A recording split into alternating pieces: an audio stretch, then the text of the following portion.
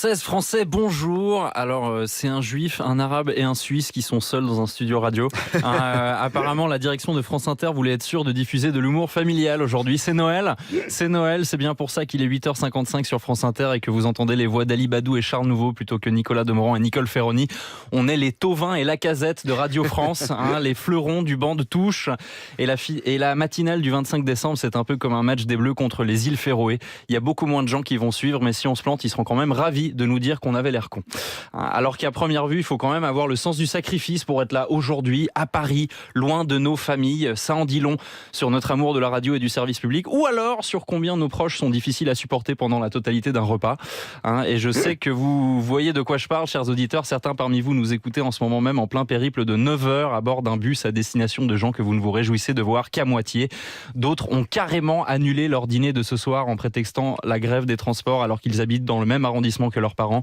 Après tout, Noël, c'est un jour qu'on se souhaite joyeux parce qu'avec l'expérience, on sait très bien que c'est pas gagné d'avance.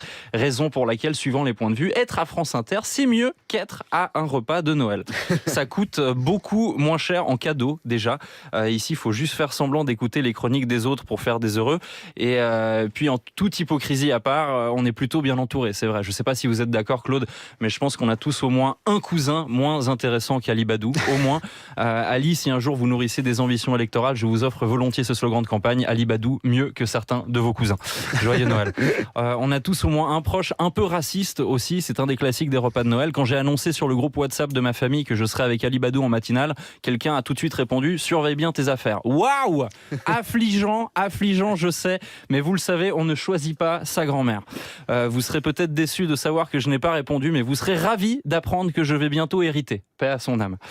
Parce que vraisemblablement d'ici 2022 va y avoir quelques disparitions dans ma famille officielle et apparemment 300 suppressions d'emplois dans ma famille d'adoption, parce que Radio France c'est un peu une famille au fond, c'est vrai.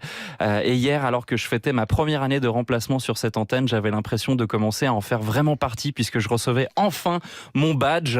J'étais si fier jusqu'à ce que je vois qu'en fait mon badge il était valable jusqu'au 5 janvier.